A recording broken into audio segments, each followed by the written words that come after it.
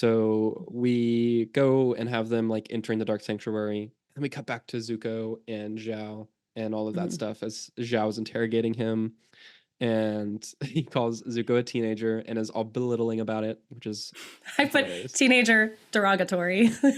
Yeah, that's absolutely how it feels.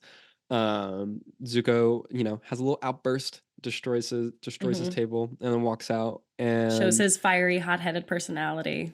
yeah, as he should, Mhm. which is cool. And we'll get Mhm. more on that. But we go back to the air temple. We're in the sanctuary, and we see a ton of statues in spiral order. This Mhm. scene is wild to me, thinking about watching it and not knowing the context, because Yes. obviously we know, like, on a rewatch and like a podcast where we're deep diving into all of it, like we obviously know what all of this is. We know these are the past lives of the Mhm. Avatar and all of that stuff, but like this is the first time we're really getting that to the audience Information. outside of the Mhm. like exposition intro, right? Outside of like the Avatar goes through the thing, and like it's really getting into the fact that like this is a incredibly long cycle. Like the statues go up endlessly, It like goes, up yeah, the it goes wall. back years and years. It starts to fade, like it's so tall. Yeah, like we don't see the Mhm. beginning of the Avatar cycle essentially. And so like Mhm. there's hundreds of them. And we learn that it like cycles through all of the nations, and when the Avatar dies, it's reincarnated into the next one, Mhm. and that they're all like the same person, which is like it's wild. There's so much stuff that you get that again is delivered like it's exposition that's telling the audience, but it's done in a way that feels like a discovery as opposed to like just telling it to you. Telling it to Because us, yeah. well, because like it is a discovery for the characters. Like they Mhm. find this chamber and like all of these things, and like it feels like a revelation for them as opposed to just like, hey, audience, you need to know this. Like, Yeah, like, and I do think it's, again, like, this is one of those things where it's so smart to have your main character be one, like a kid who mhm, hasn't learned everything yet, and maybe somebody, like, the idea to have him be buried in a hole for 100 years means that he has no idea what the world is today. So that's mhm, such an easy way to be like, oh, so then he needs everything explained to him. Hence, yeah, like, he is in the same shoes as our audience where he doesn't know what's going on, yeah, which is which such a is great way to justify that. it's incredibly smart. It's Hmm. just again another example of like them making super super smart storytelling decisions where like Yes. it gives them the bandwidth to be able to do these things. Hmm. So we get that. We think a firebender is oh, he mentions that Avatar Roku, Oh, that yeah. he has a connection, but he doesn't know how he like knows him. Hmm. So he's the Avatar before Aang, and we'll obviously get more of Roku as the season goes on, which is Yeah. super cool. Um, we think that a firebender approaches, but it turns out to be a lemur bat that Sokka and Aang both chase. So that's a cool like little sequence because Sokka's I like, do I need love that. food. Like, Any I'm gonna food? eat him. And then I do like um, that Aang is like, but that's a friend. yeah, which is so great. Friends are Um, not food. we go back to Zhao and all of that. We get a search party ready, releasing Zuko and Iroh. Um, we learn that Zhao has thousands of warships under his command, which is crazy. Yes. Like Yeah. again, just the difference in like Zuko's a prince. Like he is by Hmm. all rights like the next in line for the throne. He has his one terrible little dinged up ship The that's little super dingy, small. yeah. And like Zhao, who just got promoted to commander, has like thousands apparently. And it just shows you Um too, like, how large the Fire the Nation is Fire and how Nation is. powerful and imposing they are. Like, it just really Yeah. emphasizes that. And the same too with the design of everything. It's all, like you said, like, it's pointy, it's sharp, it's grand, it's It's there's like like gold oppressive. and red. It's yeah, Yeah. it's impressive. They It's daunting.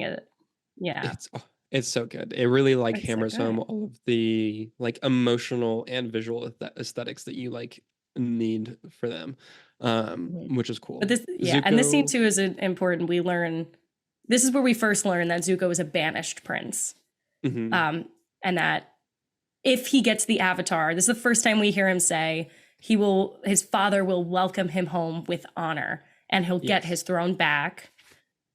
And then and Iroh also says, "Remember what happened last time you dueled a master." This is the first time we hear Agni Kai. mhm, Iroh mentions last time you dueled a master, and then it cuts to Zuko's scar, yeah, implying that his it scar does. from it doesn't even cut. It does this the smart the camera pan slide. across his face, and he's like, "I'll never forget." And you're like, "Oh, All it's of so it, good." all of the things that they show with the scar is so good. Yeah. Way later on, there's a scene where Zuko's talking to Iroh, and they use like both sides of his face and Hmm. to talk about different things. It's so good. It's so It's smart. such good visual storytelling. So yeah, that like Yes. we learn again so much in such a little amount of time as far as like Zuko and like where he's at in relation with his family and like the burn on his face and how he got that and like being a banished prince and like all of it. Zhao is like your father doesn't even want you, and it's like oh man, Mm-hmm. like that. Oh, that's heavy. That's a lot. Yeah. Um, so they have then or Zuko has challenged him to an Agni Kai, which we don't know what that is exactly yet. We just know Yeah. that it's bad. We know the last time that it happened, Zuko obviously got the scar on his face, Mm-hmm. so that's not good. Um, we go back to the Air Temple, and this is when the real sad thing happens in this Mm-hmm. episode because they're chasing Momo, who's not Momo yet, but they're Mm-hmm. chasing the lemur bat, Yes.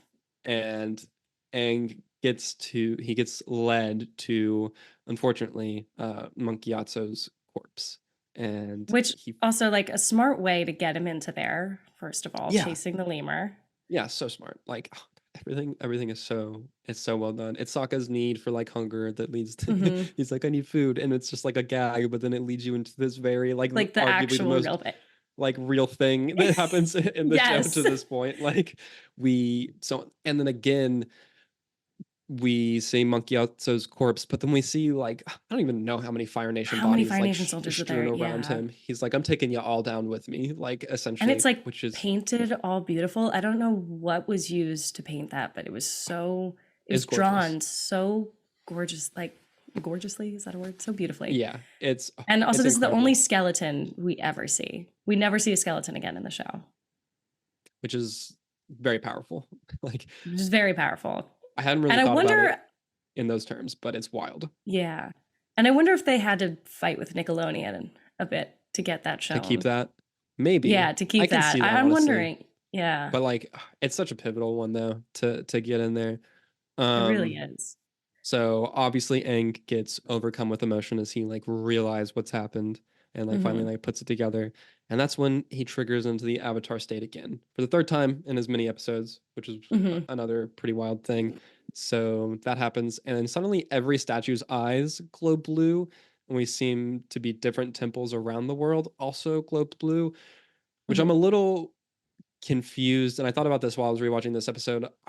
I guess it might be like the proximity of him to I the was just about, temple, yeah, but I don't understand why him going into the avatar state this time triggered that that, but it time. didn't the other time. I am gonna have to assume it's just the proximity to like the temple and that being how that works.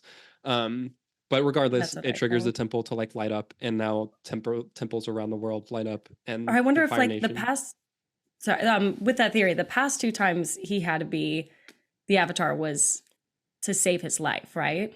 That was the Hmm. past. So I wonder if this time, because it was Yeah, triggered because of emotional reasons, as if opposed that's to like a different, like physical, just like saving physical. himself. And Maybe, see, that's yeah. where it goes again, where even like the little plot holes that we can kind of think of, You these can little come up with questions, really like you can come up with good justifications for it. yeah. But so now essentially the world knows the Avatar is back because Mhm. the temples get lit up and the fire temple priest dudes are like, alert to the Fire Lord, the Avatar is back. Like the Avatar's returned. Yeah. Um, So so now the we know what cat's the Fire Lord knows. yeah, the cat's Cat's out of the really bag. out of the bag if it wasn't already.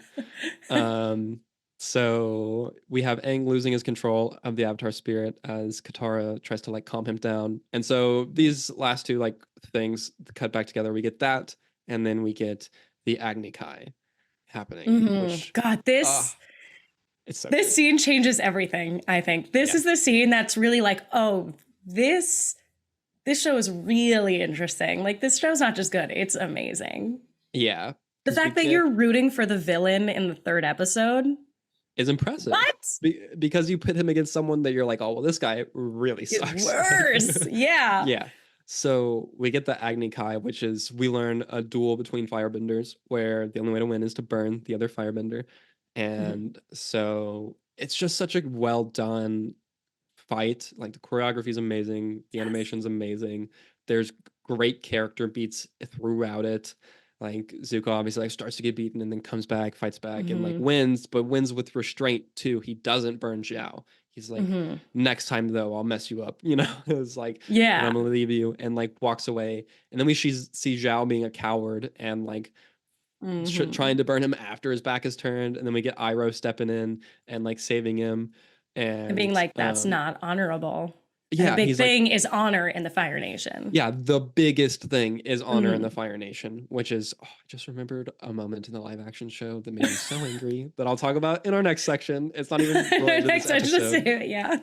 but um, so yeah, we get Iroh saying that he's disgraceful and like even in exile, my nephew is more honorable than you. Period. So good. Izuku's Period. like, did you really mean that? And he's like, of course I did. Like, ginseng's my favorite tea. Doesn't he Ginseng's say it my like? favorite tea. Yeah, he says it like that. Yeah, he like rolls it off, but like obviously that's what he means, you know. Yeah, and it's really Um, sweet. It really shows that Iroh's in his corner, and I think Zuko realizes that too. Zuko's like, wait, maybe yeah, sometimes adults are right hmm, and do know what's which is best so for good. me. Which all kids have that Um, realization at some point.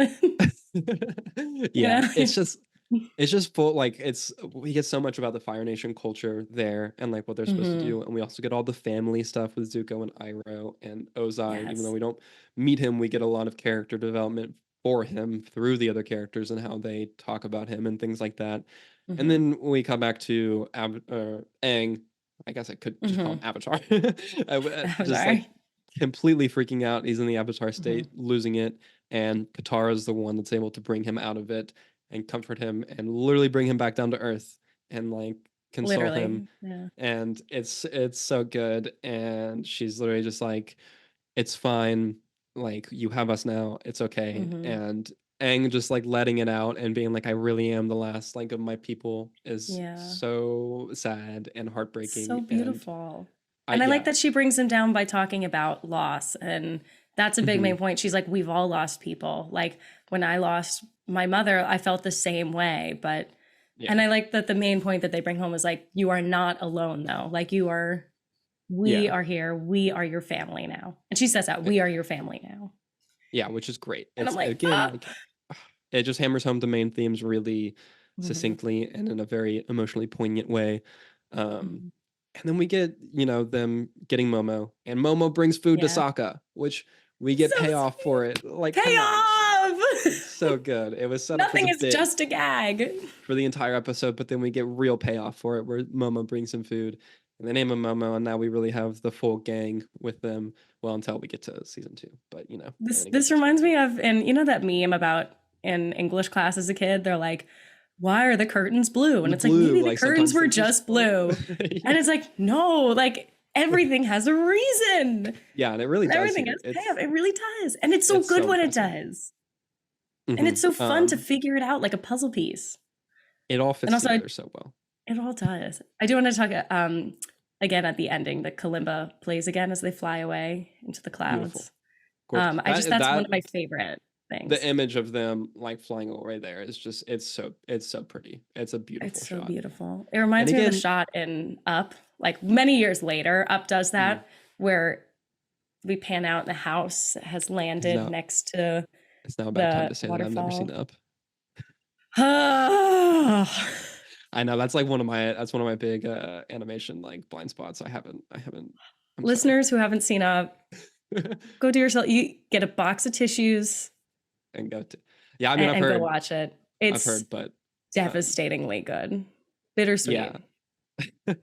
So that episode, that's the episode. It sets the tone for what the series is going to be and the general Mhm. like not plot, but like pattern. There we go. That's the P word that I wanted. Pattern that will follow Yeah. for most of this book, which was awesome. It's a fantastic episode. We love to see It's so fun. I almost said fantastic. I don't talk like that. It's it. fantastic. Hey, Aspect listener. Enjoying the show? Then be sure to subscribe here on The Aspect so you never miss an episode. And check out more episodes and clips on our playlist here. Thanks so much for watching, and Lamio Hot Man.